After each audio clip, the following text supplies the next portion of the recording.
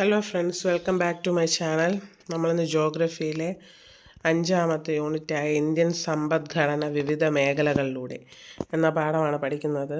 ഇതിനു മുമ്പായിട്ട് എനിക്ക് പറയാനുള്ള കാര്യം, ശനിയാഴ്ച നടന്ന പ്രിലിംസ് എക്സാമിൽ ഏകദേശം SCERTയിലെ അതേ ക്വസ്റ്റ്യൻസാണ് ചോദിച്ചത്. അതിൽ സ്റ്റേറ്റ്മെൻറ്റ് വൈസ് ജോഗ്രഫിയിൽ നിന്ന് തന്നെ ഒരു മൂന്നോളം ചോദ്യങ്ങളുണ്ടായിരുന്നു. അത് കറക്റ്റ് എക്സാക്റ്റ് SCERT ടെക്സ്റ്റിലുള്ളതാണ്. അപ്പോൾ നമ്മൾ SCERT ടെക്സ്റ്റ് വളരെ നല്ല രീതിയിൽ തന്നെ പഠിക്കണം PSC പരീക്ഷയ്ക്ക് വേണ്ടിയിട്ട്. ഇത് അതിൻ്റെ സിമ്പിൾ നോട്ട്സാണ് ഞാനിവിടെ പറയുന്നത്. യൂണിറ്റ് 5 ഇന്ത്യൻ സമ്പദ്ഘടന വിവിധ മേഖലകളിലൂടെ. ഇന്ത്യയിലെ സാമ്പത്തിക പ്രവർത്തനങ്ങളെ സമ്പദ്ഘടനയിലെ 3 മേഖലകളായിട്ടാണ് ഉൾപ്പെടുത്തിയിരിക്കുന്നത്. ഏതെല്ലാമാണ് ആ മേഖലകൾ? പ്രാഥമിക, ദ്വിതീയ, തൃതീയ മേഖലകൾ. അപ്പോൾ ഇന്ത്യയിലെ സാമ്പത്തിക പ്രവർത്തനങ്ങളിലെ 3 മേഖലകളായിട്ടാണ് ഉൾപ്പെടുത്തിയിരിക്കുന്നത്. ഏതൊക്കെയാണ്? പ്രാഥമിക മേഖല, ദ്വിതീയ മേഖല, തൃതീയ മേഖല. അടുത്തതായി കാർഷിക മേഖല പ്രാഥമിക മേഖല എന്നറിയപ്പെടുന്നത് എന്തുകൊണ്ട്? പ്രകൃതി വിഭവങ്ങളെ നേരിട്ട് ഉപയോഗപ്പെടുത്തി ഉൽപ്പാദന പ്രവർത്തനങ്ങൾ നടക്കുന്നതുകൊണ്ടും മനുഷ്യൻ്റെ നിലനിൽപ്പിന് ഈ ഉൽപ്പാദന പ്രവർത്തനങ്ങൾ അനിവാര്യമായതുകൊണ്ടുമാണ് കാർഷിക മേഖലയെ പ്രാഥമിക മേഖല എന്ന് പറയുന്നത്. പ്രകൃതി വിഭവങ്ങളെ നേരിട്ട് ഉപയോഗപ്പെടുത്തി ഉൽപ്പാദന പ്രവർത്തനങ്ങൾ നടത്തുന്നതുകൊണ്ടും മനുഷ്യൻ്റെ നിലനിൽപ്പിന് ഈ ഉൽപ്പാദന പ്രവർത്തനങ്ങൾ അനിവാര്യമായതുകൊണ്ടുമാണ് കാർഷിക മേഖലയെ പ്രാഥമിക മേഖല എന്ന് പറയുന്നത്. പ്രാഥമിക മേഖല കാർഷിക മേഖലയെന്നും അഗ്രികൾച്ചറൽ സെക്ടർ എന്നറിയപ്പെടുന്നത് എന്തുകൊണ്ട്?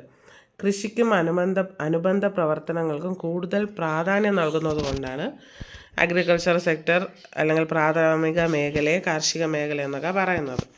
ഇന്ത്യയുടെ സാമ്പത്തിക സ്ഥിതി വിവര കണക്കുകൾ തയ്യാറാക്കുന്ന സ്ഥാപനമാണ് നാഷണൽ സ്റ്റാറ്റിസ്റ്റിക്കൽ ഓഫീസ് NSO.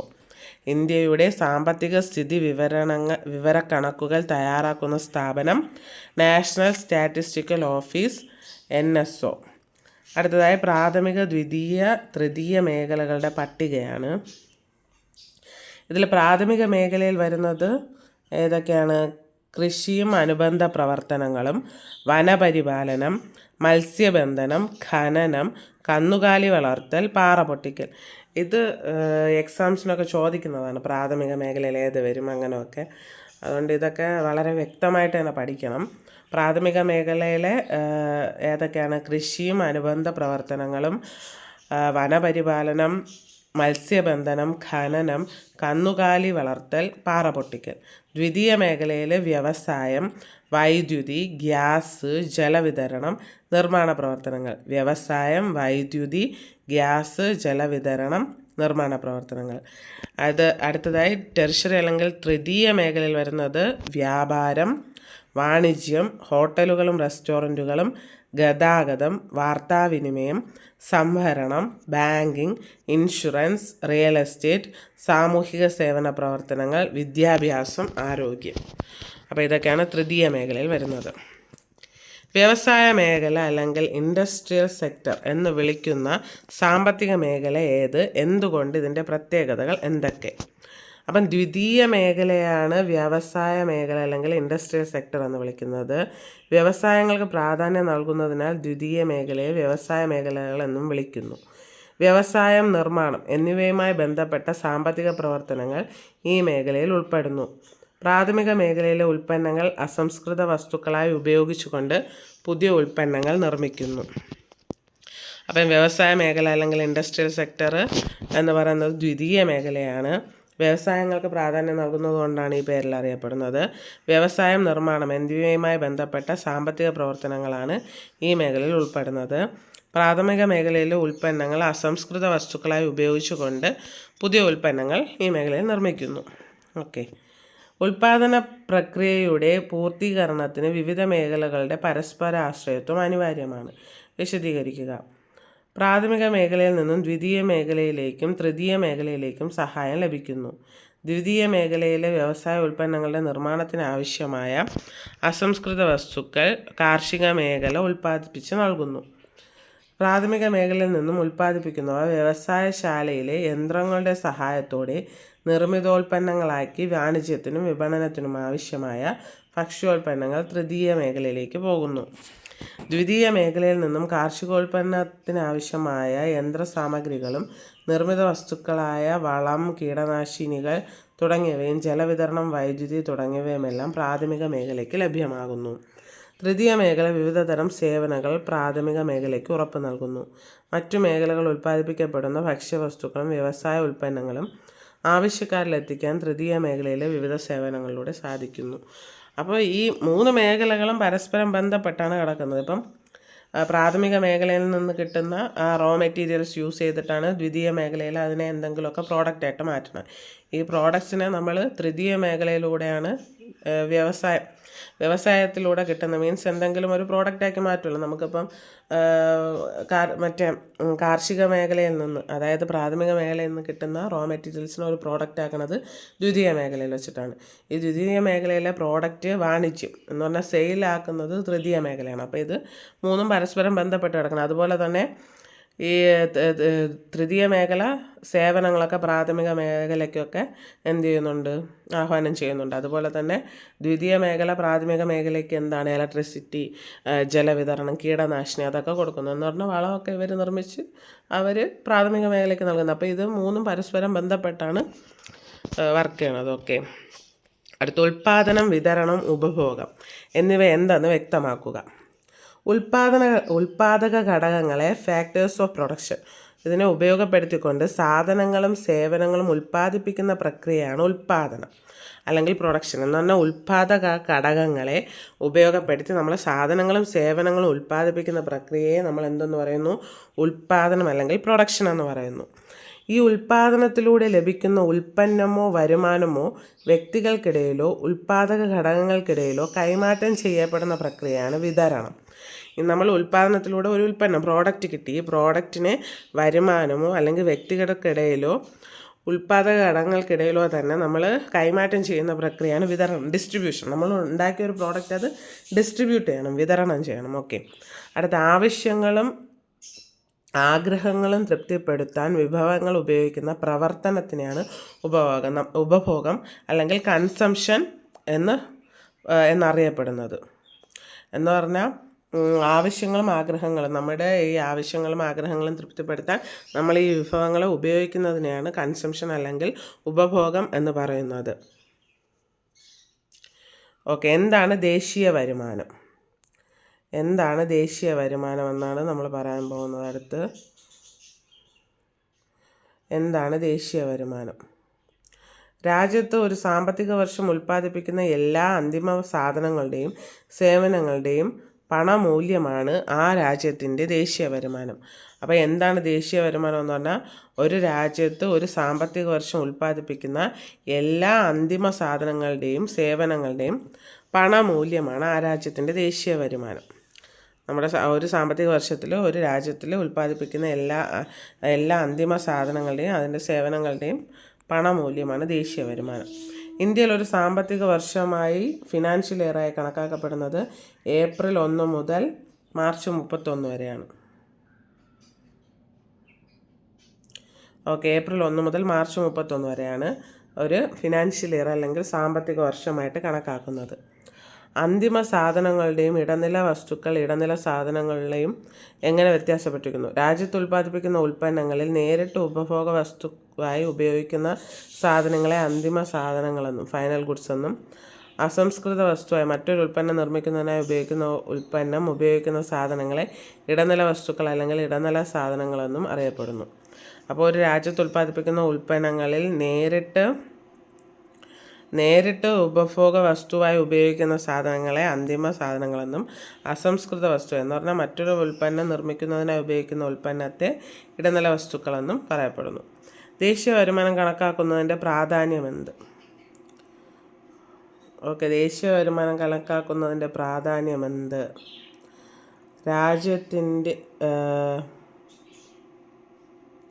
രാജ്യത്തിൻ്റെ സാമ്പത്തിക വളർച്ച മനസ്സിലാക്കുന്നതിന് ഒരു ദേശീയ വരുമാനം കണക്കാക്കുന്നത് എന്തിനാണ്? ഒരു രാജ്യത്തിൻ്റെ സാമ്പത്തിക വളർച്ച മനസ്സിലാക്കുന്നതിന്, വിവിധ മേഖലകളുടെ സംഭാവന വിലയിരുത്തുന്നതിന്, പദ്ധതികൾ ആസൂത്രണം ചെയ്യുന്നതിനും നടപ്പിലാക്കുന്നതിനും സർക്കാരിനെ സഹായിക്കുന്നതിന്, രാജ്യങ്ങളുടെ സാമ്പത്തിക സ്ഥിതി താരതമ്യം ചെയ്യുന്നതിന്, രാജ്യത്തെ ജനങ്ങളുടെ വിവിധ തരത്തിലുള്ള നിക്ഷേപങ്ങളും ചെലവുകളും മനസ്സിലാക്കുന്നതിന്, സമ്പദ് വ്യവസ്ഥ നേരിടുന്ന പ്രശ്നങ്ങൾ തിരിച്ചറിയുന്നതിന്, വിവിധ മേഖലകളിലെ സാമ്പത്തിക പ്രവർത്തനങ്ങളുടെ മേന്മകളും പരിമിതികളും കണ്ടെത്തുന്നതിന്. അപ്പം ദേശീയ വരുമാനം കണക്കാക്കുന്നതിൻ്റെ പ്രാധാന്യം എന്താണ്? ഒരു രാജ്യത്തിൻ്റെ സാമ്പത്തിക വളർച്ച മനസ്സിലാക്കാം, വിവിധ മേഖലകളുടെ സംഭാവന വിലയിരുത്താം, പദ്ധതികൾ ആസൂത്രണം ചെയ്യുന്നതിനും നടപ്പിലാക്കുന്നതിനും സർക്കാരിനെ സഹായിക്കുന്നതിന്, രാജ്യങ്ങളുടെ സാമ്പത്തിക സ്ഥിതി താരതമ്യം ചെയ്യുന്നതിന്, രാജ്യത്തെ ജനങ്ങളുടെ വിവിധ തരത്തിലുള്ള നിക്ഷേപങ്ങളും ചെലവുകളും മനസ്സിലാക്കുന്നതിന്, സമ്പദ് വ്യവസ്ഥ നേരിടുന്ന പ്രശ്നങ്ങൾ തിരിച്ചറിയുന്നതിന്, വിവിധ മേഖലകളിലെ സാമ്പത്തിക പ്രവർത്തനങ്ങളുടെ മേന്മകളും പരിമിതികളും കണ്ടെത്തുന്നതിന്. ഓക്കെ, ദേശീയ വരുമാനം കണക്കാക്കുന്ന രീതികൾ ഏതെല്ലാം? ഉൽപ്പന്ന രീതി പ്രോഡക്റ്റ് മെത്തേഡ്, വരുമാന രീതി ഇൻകം മെത്തേഡ്, ചെലവ് രീതി എക്സ്പെൻഡിച്ചർ മെത്തേഡ്. അപ്പോൾ 3 രീതികളിലാണ് ദേശീയ വരുമാനം കണക്കാക്കുന്നത്: ഉൽപ്പന്ന രീതി, വരുമാന രീതി, ചെലവ് രീതി. ഉൽപ്പന്ന രീതിയിൽ ഒരു ദേശീയ വരുമാനം കണക്കാക്കുന്നത് എങ്ങനെ? ഈ രീതിയുടെ മേന്മകൾ എന്തെല്ലാം? ഒരു സാമ്പത്തിക വർഷത്തിൽ പ്രാഥമിക, ദ്വിതീയ, തൃതീയ മേഖലകളിൽ ഉൽപ്പാദിപ്പിക്കപ്പെടുന്ന സാധനങ്ങളുടെയും സേവനങ്ങളുടെയും മൊത്ത പണമൂല്യത്തെ അടിസ്ഥാനമാക്കി വരുമാനം കണക്കാക്കുന്ന രീതിയാണ് ഉൽപ്പന്ന രീതി. അപ്പോൾ ഉൽപ്പന്ന രീതി എന്ന് പറഞ്ഞാൽ ഒരു വർഷത്തിൽ ഒരു സാമ്പത്തിക വർഷത്തിൽ പ്രാഥമിക, ദ്വിതീയ, തൃതീയ മേഖലകളിലെ ഉൽപ്പാദിപ്പിക്കപ്പെടുന്ന സാധനങ്ങളുടെയും സേവനങ്ങളുടെയും മൊത്തം പണമൂല്യത്തെ അടിസ്ഥാനമാക്കി കണക്കാക്കുന്നതാണ് ഉൽപ്പന്ന രീതി. അപ്പം ദേശീയ വരുമാനം നാഷണൽ ഇൻകം NI എന്ന് പറയുന്നത് എക്സ് പ്ലസ് അങ്ങനെ എല്ലാം ഒരു വർഷം നടക്കുന്ന എല്ലാ സാമ്പത്തിക കാര്യങ്ങളുടെയും തുകയാണ് ദേശീയ വരുമാനം. വിവിധ മേഖലകളിൽ നിന്നും ദേശീയ വരുമാനത്തിലേക്കുള്ള സംഭാവന എത്രത്തോളമാണെന്ന് തിരിച്ചറിയുന്നു. അതത് മേഖലകൾക്ക് അർഹമായ പ്രാധാന്യം ഉറപ്പുവരുത്തുന്നു. അപ്പം പ്രാഥമിക മേഖല, ദ്വിതീയ മേഖല, തൃതീയ മേഖല, ഇങ്ങനെ ഓരോ മേഖലയിൽ നിന്നും എത്രയാണ് സംഭാവന എന്നും ഓരോ മേഖലകൾക്ക് അതിന് അർഹമായ പ്രാധാന്യവും നൽകാൻ കഴിയും. അടുത്ത വരുമാന രീതി. എന്താണ് വരുമാന രീതി? Income method.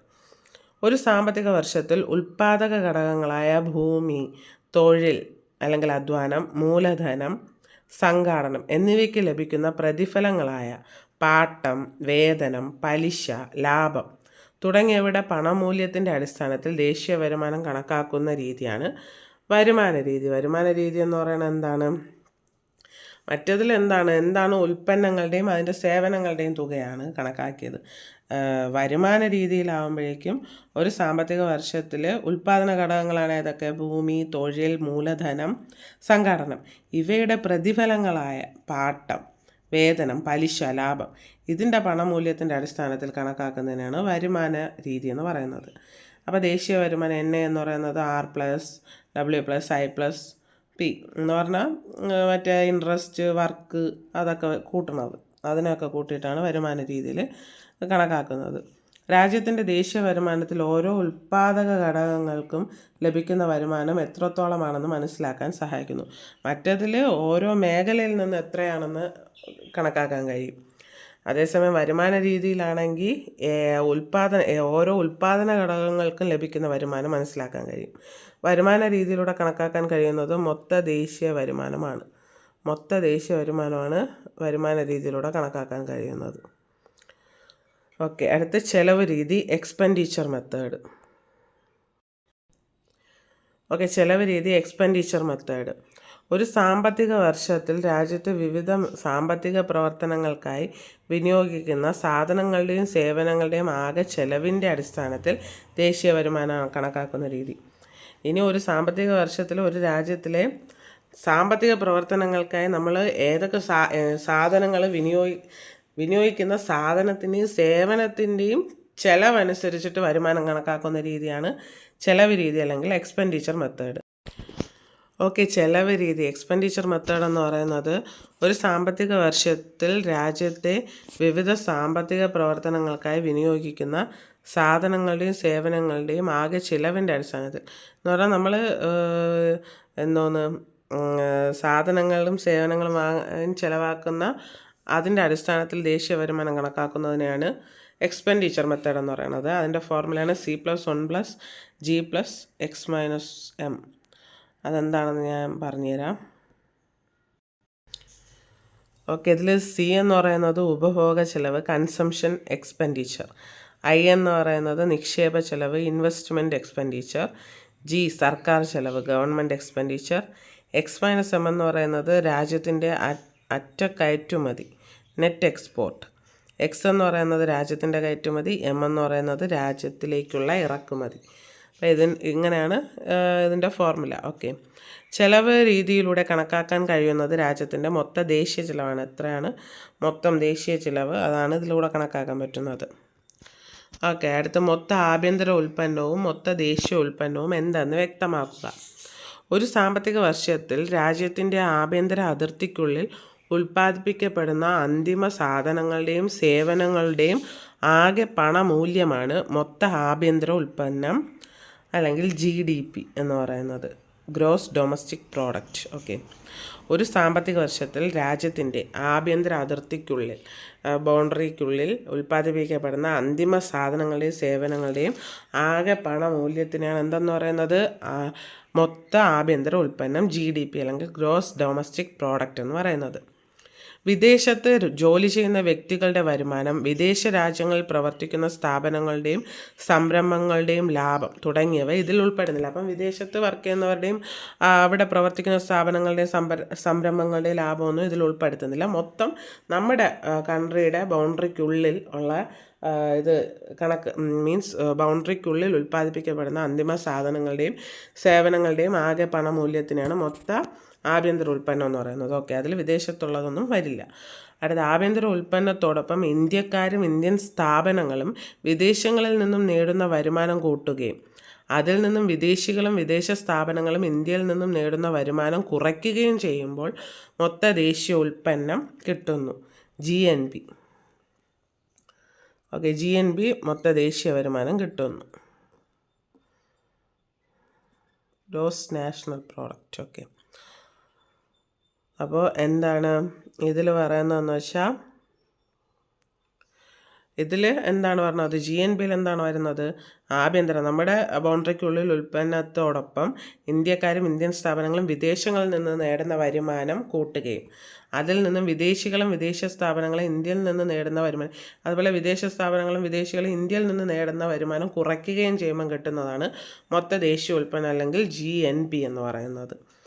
ഒരു സാമ്പത്തിക വർഷം രാജ്യത്തെ നിവാസികൾ സ്വദേശത്തും വിദേശത്തുമായി ഉൽപ്പാദിപ്പിക്കുന്ന എല്ലാ അന്തിമ സാധനങ്ങളുടെയും സേവനങ്ങളുടെയും ആകെ മൂല്യമാണ് മൊത്ത ദേശീയ ഉൽപ്പന്നം. മൊത്ത ദേശീയ ഉൽപ്പന്നം എന്ന് പറഞ്ഞാൽ ഒരു സാമ്പത്തിക വർഷത്ത് നമ്മുടെ രാജ്യത്തെ നിവാസികൾ നമ്മുടെ രാജ്യത്തും സ്വദേശത്തും വിദേശത്തുമായി ഉൽപ്പാദിപ്പിക്കുന്ന എല്ലാ അന്തിമ സാധനങ്ങളുടെയും സേവനങ്ങളുടെയും ആകെ മൂല്യത്തിനാണ് എന്തെന്ന് പറയുന്നത്, മൊത്ത ദേശീയ ഉൽപ്പന്നം, GNP എന്ന് പറയുന്നത്. ഓക്കെ,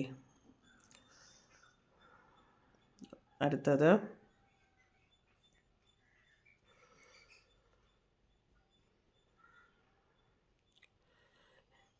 എന്താണ് അറ്റ ദേശീയ ഉൽപ്പന്നം? മൊത്ത ദേശീയ ഉൽപ്പന്നത്തിൽ നിന്ന് തേയ്മാന ചിലവ് കുറയ്ക്കുമ്പോൾ ലഭ്യമാകുന്നതാണ് അറ്റ ദേശീയ ഉൽപ്പന്നം എന്ന് പറഞ്ഞാൽ. മൊത്ത ദേശീയ ഉൽപ്പന്നം നമ്മൾ കണക്ക് കൂട്ടി വെച്ചിരിക്കുകയാണ്. ഈ മൊത്ത ദേശീയ ഉൽപ്പന്നം GNPയിൽ നിന്ന് തേയ്മാന ചിലവുകൾ കുറയ്ക്കുമ്പോൾ ലഭിക്കുന്നതാണ് അറ്റ ദേശീയ ഉൽപ്പന്നം.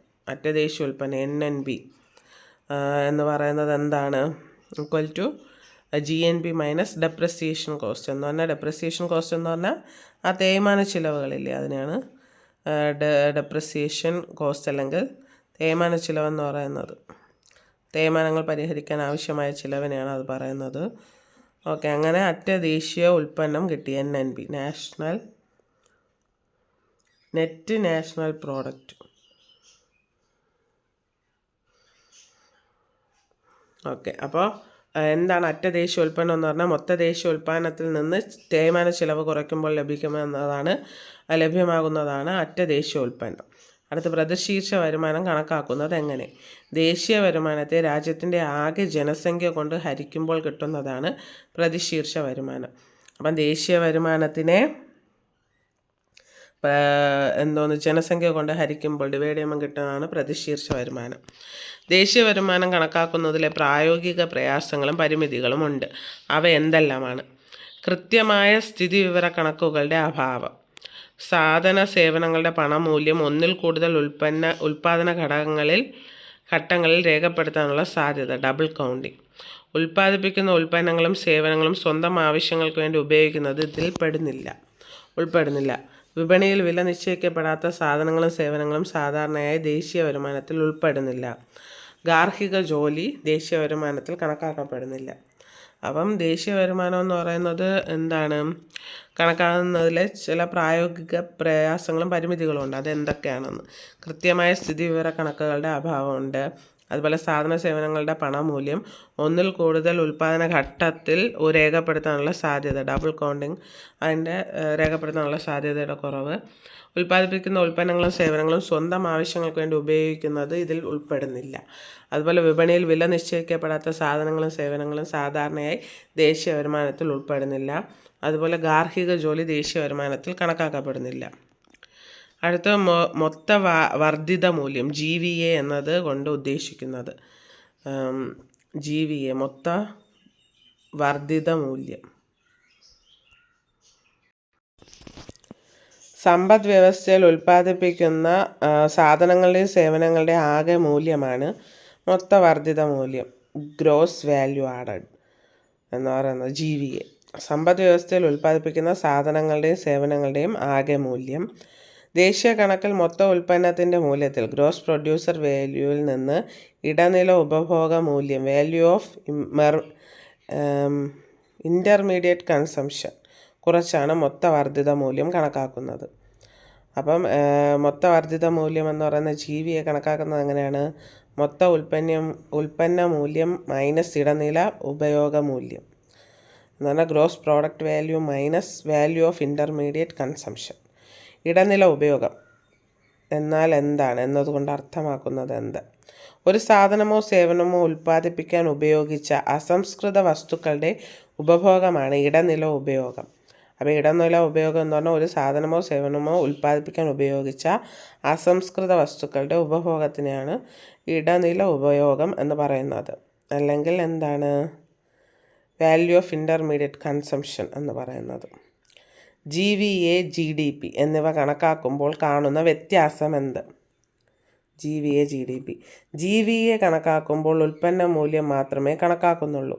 ഉൽപ്പന്നത്തിന്മേലുള്ള നികുതി, കരളി, സബ്സിഡികളോ പരിഗണിക്കുന്നില്ല. ഓക്കെ.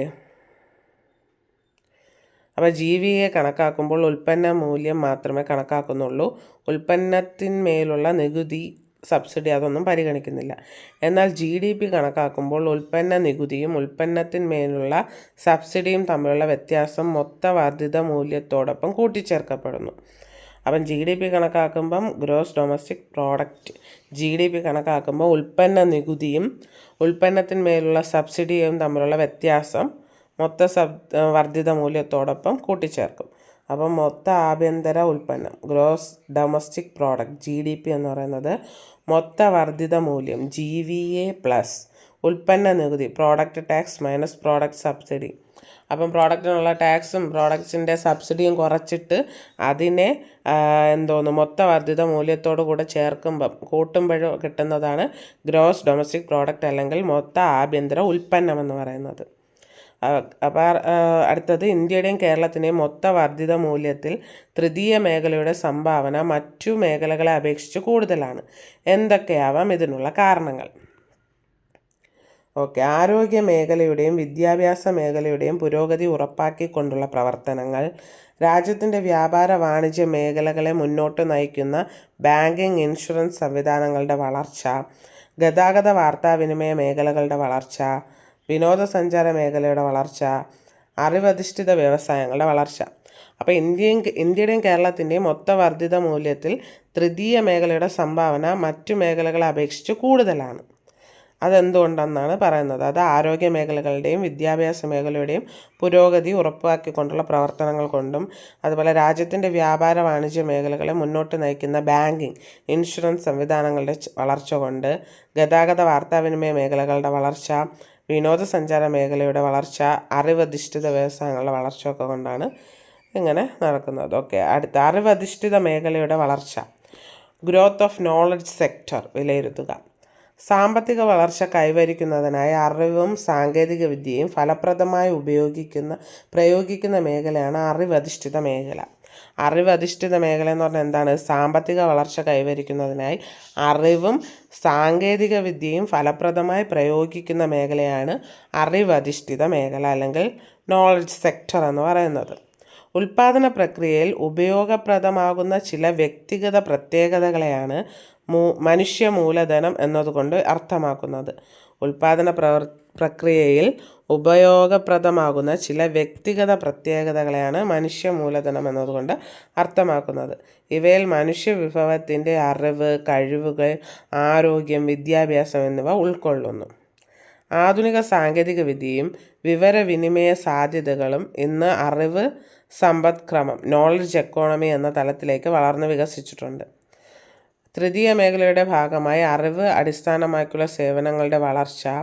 ആഗോളതലത്തിൽ സോഫ്റ്റ്വെയർ സേവനം ലഭ്യമാക്കുന്ന തലത്തിൽ ഇന്ത്യയുടെ വിവരവിനിമയ സാങ്കേതിക വിദ്യ വികാസം പ്രാപിച്ചിട്ടുണ്ട്. വിജ്ഞാന വിസ്ഫോടനത്തിൻ്റെ ഫലമായി സാമ്പത്തികമായി മുന്നേറാനും അതുവഴി ജനക്ഷേമം വർദ്ധിപ്പിക്കാനും ഇന്ത്യക്ക് കഴിയും. അറിവധിഷ്ഠിത മേഖലകളുടെ വികസനത്തിന് സർക്കാർ മുൻഗണന നൽകുന്നുണ്ട്. കേരള സർക്കാർ ആരംഭിച്ച ടെക്നോ പാർക്ക്, ഇൻഫോ പാർക്ക് തുടങ്ങിയവ ഇതിനുദാഹരണങ്ങളാണ്. ഓക്കെ, അടുത്ത അറിവധിഷ്ഠിത മേഖലയെ പരിപോഷിപ്പിക്കുന്നതിന് അനുകൂലമായ സാഹചര്യങ്ങൾ ഇന്ന് ഇന്ത്യയിൽ നിലനിൽക്കുന്നുണ്ട്. ഏതെല്ലാം? വിവിധ വിദേശ ഭാഷകൾ അനായാസം കൈകാര്യം ചെയ്യുന്ന ജനസമൂഹം, മെച്ചപ്പെട്ട ശാസ്ത്ര സാങ്കേതിക വളർച്ച, വിപുലമായ സർക്കാർ സഹകരണ സ്വകാര്യ മേഖലകൾ, അനുദിനം വികസിച്ചുകൊണ്ടിരിക്കുന്ന വിപണികൾ. ഓക്കെ, അറിവധിഷ്ഠിത മേഖലയെ പരിപോഷിപ്പിക്കുന്നതിന് അനുകൂലമായ സാഹചര്യങ്ങൾ ഇന്ന് ഇന്ത്യയിൽ നിലനിൽക്കുന്നുണ്ട്. അത് ഏതൊക്കെയാണെന്ന്: വിവിധ വിദേശ ഭാഷകൾ അനായാസം കൈകാര്യം ചെയ്യുന്ന ജനസമൂഹം, മെച്ചപ്പെട്ട ശാസ്ത്ര സാങ്കേതിക വളർച്ച, വിപുലമായ സർക്കാർ സഹകരണ സ്വകാര്യ മേഖലകൾ, അനുദിനം വികസിച്ചുകൊണ്ടിരിക്കുന്ന വിപണികൾ. ഇതൊക്കെയാണ് അനുകൂലമായ സാഹചര്യങ്ങൾ. അടുത്തത് ഘടനാപരമായ പരിവർത്തനം, സ്ട്രക്ചറൽ ട്രാൻസ്ഫർമേഷൻ എന്നതുകൊണ്ട് ഉദ്ദേശിക്കുന്നത് എന്ത്? വിവിധ മേഖലകൾ നൽകുന്ന സംഭാവനകളിലും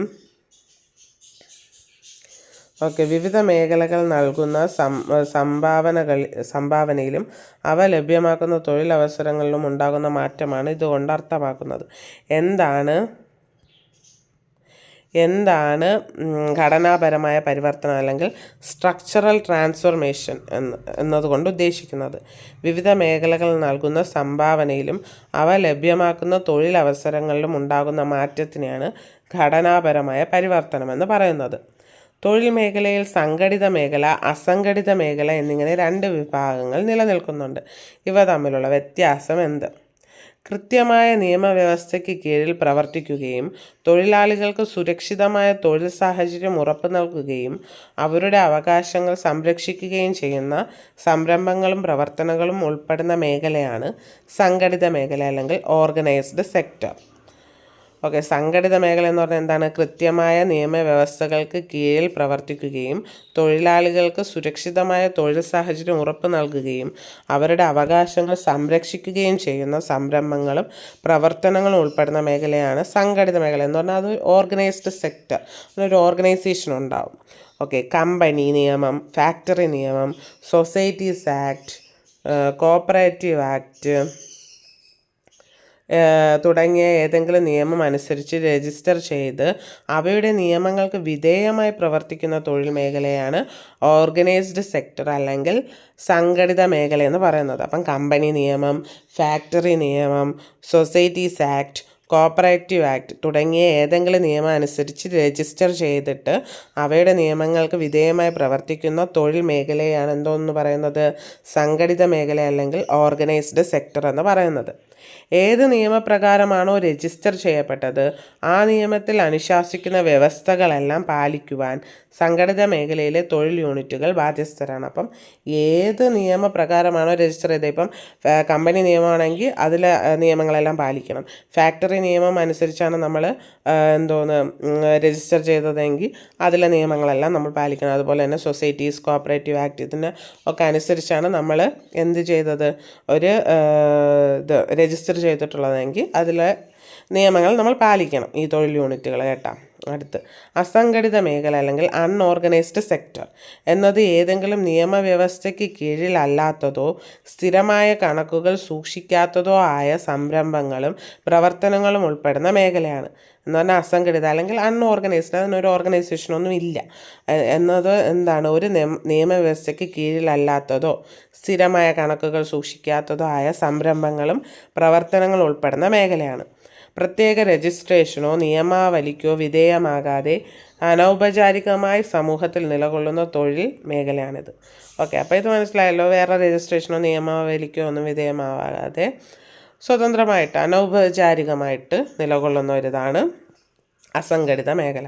ഓക്കെ, ഇനി ഇതിൻ്റെ താരതമ്യം. സംഘടിത മേഖല ഇതൊരു രജിസ്റ്റർ ചെയ്യപ്പെട്ട തൊഴിലാണ്. അതേസമയം അസംഘടിത മേഖലയാണെങ്കിൽ അതൊരു രജിസ്റ്റർ ചെയ്യപ്പെടാത്ത തൊഴിലാണ്. സംഘടിത മേഖല എന്ന് പറഞ്ഞാൽ സ്ഥിരം തൊഴിൽ ഉറപ്പ് നൽകുന്നു. അസംഘടിത മേഖലയിൽ സ്ഥിരം തൊഴിൽ ഉറപ്പ് നൽകുന്നില്ല. സംഘടിത മേഖലയാണെങ്കിൽ താരതമ്യേന കൂടിയ ശമ്പളമായിരിക്കും. അസംഘടിത മേഖലയാണെങ്കിൽ താരതമ്യേന കുറഞ്ഞ ശമ്പളം. സംഘടിത മേഖലയ്ക്ക് തൊഴിൽ സുരക്ഷിതത്വമുണ്ട്, അതേസമയം അസംഘടിത മേഖലയ്ക്ക് തൊഴിൽ സുരക്ഷിതമില്ലായ്മയാണ്. അതുപോലെ സംഘടിത മേഖലയ്ക്ക് നിയമാനുസൃത വേതനമുണ്ട്, മറ്റതിൽ നിയമങ്ങളുടെ പിൻബലമില്ല അസംഘടിത മേഖലയ്ക്ക്. സംഘടിത മേഖലയിൽ സാമൂഹിക പരിരക്ഷ നൽകുന്നു, അസംഘടിത മേഖലയാണെങ്കിൽ സാമൂഹിക പരിരക്ഷ കുറവാണ്. സംഘടിത മേഖലയിൽ തൊഴിൽ ഉയർച്ചയ്ക്കുള്ള സാധ്യതയുണ്ട്, അസംഘടിത മേഖലയിൽ തൊഴിൽ ഉയർച്ചയ്ക്കുള്ള സാധ്യത വളരെ കുറവാണ്. അതേപോലെ തന്നെ സംഘടിത മേഖലയിൽ നിശ്ചിത ജോലി സമയമുണ്ട്, അസംഘടിത മേഖലയാണെങ്കിൽ തൊഴിൽ സമയത്തിൻ്റെ കൃത്യതയിലാണ്. അസംഘടിത മേഖലയിൽ ഈ ഫ്രീലാൻസ് ആയിട്ട് ചെയ്യുന്നതൊക്കെ അതിലായിരിക്കാം വരുന്നത്. സംഘടിത മേഖലയിൽ ഒരു ഓർഗനൈസ്ഡ് ആയിട്ട് കാര്യങ്ങൾ ചെയ്യണം, അതിന് കുറച്ച് റൂൾസൊക്കെ ഉണ്ട്, അതൊക്കെ അനുസരിച്ചായിരിക്കും അത് മുന്നോട്ട് പോകുന്നത്. ഓക്കെ, അസംഘടിത തൊഴിൽ മേഖല നേരിടുന്ന പ്രശ്നങ്ങൾ എന്തെല്ലാം? സുരക്ഷിതമല്ലാത്ത തൊഴിലിടങ്ങളാണ്, ദീർഘമായ തൊഴിൽ സമയം, താരതമ്യേന കുറഞ്ഞ വേതനം, സാമൂഹിക സാമ്പത്തിക അസമത്വം, താഴ്ന്ന ജീവിത നിലവാരമൊക്കെയാണ് അസംഘടിത തൊഴിൽ മേഖല. അസംഘടിത തൊഴിൽ മേഖലയിൽ വരുന്നതാണ് ഈ ഫ്രീലാൻസിങ് ആയിട്ട് ചെയ്യുന്നതൊക്കെ. പിന്നെ ഈ സ്വിഗ്ഗി പോലുള്ള കാര്യങ്ങളൊക്കെ അതിൽ വരുന്നതാണ്. അതിലൊരു നിയമമോ വ്യവസ്ഥകളോ ഒന്നും ഇല്ലല്ലോ. അവർക്ക് സമയം എത്ര വേണോ നീളം, ഇന്ന സമയത്ത് ചെയ്യണമെന്നൊന്നും ഇല്ല. അതേസമയം നമ്മളൊരു ഓഫീസിൽ പോയി വർക്ക് ചെയ്യണമെങ്കിൽ ഇപ്പോൾ 9 to 5 അങ്ങനെയൊക്കെ ആണല്ലോ, കൃത്യമായ റൂൾസ്, സമയം, അതേസമയം കൃത്യമായ വേതനം എല്ലാം ഉള്ളതാണ്. അതാണ് സംഘടിത മേഖല. പിന്നെ സാമൂഹ്യ പരിരക്ഷയില്ലായ്മയും അസംഘടിത മേഖലയുടെ ഒരു ഇതാണ്. ഓക്കെ, അടുത്തത് അസംഘടിത മേഖലയിൽ നേരിടുന്ന നിരവധി പ്രശ്നങ്ങൾ ലഘൂകരിക്കുന്നതിനായി കേന്ദ്ര സംസ്ഥാന സർക്കാരുകൾ നിരവധി നിയമങ്ങൾ നടപ്പിലാക്കി വരുന്നു. ഉദാഹരണങ്ങൾ എഴുതുക. അസംഘടിത മേഖല തൊഴിലാളികളുടെ സാമൂഹിക സുരക്ഷാ നിയമം 2018, ആരോഗ്യ സംരക്ഷണം, പ്രസവാനുകൂല്യങ്ങൾ, വാർദ്ധക്യകാല സംരക്ഷണം, വിദ്യാഭ്യാസം, പാർപ്പിടം, വിവിധ സാമൂഹിക സുരക്ഷാ ആനുകൂല്യങ്ങൾ എന്നിവ ഉറപ്പുവരുത്തുന്നു. സാമൂഹിക സുരക്ഷാ കോഡ് 2001, അസംഘടിത മേഖലയിൽ ജോലി ചെയ്യുന്ന തൊഴിലാളികളുടെ സാമൂഹിക സുരക്ഷിതത്വത്തിന് പ്രാധാന്യം, ശാരീരിക മാനസിക വെല്ലുവിളികൾ നേരിടുന്ന തൊഴിലാളികൾക്കുള്ള ആനുകൂല്യങ്ങൾ, അപകട ഇൻഷുറൻസ്, പ്രസവാനുകൂല്യങ്ങൾ, സൗജന്യ ചികിത്സ, തൊഴിലാളികളുടെ കഴിവുകൾ മെച്ചപ്പെടുത്തുക, അവർക്ക് വായ്പകൾ ലഭ്യമാക്കുക, തൊഴിൽ നിയമങ്ങൾ കൂടുതൽ അയവുള്ളതാക്കുക തുടങ്ങിയ നടപടികളും സർക്കാർ നടപ്പിലാക്കി വരുന്നു. ഓക്കെ, ഇത്രയാണ് ഈ പാഠത്തിലുള്ളത്. ഓക്കെ, നിങ്ങൾ നിങ്ങളുടെ ഫ്രണ്ട്സിനൊക്കെ ഷെയർ ചെയ്യണം. Thanks for watching. സബ്സ്ക്രൈബ് ചെയ്യണം. Okay, thank you.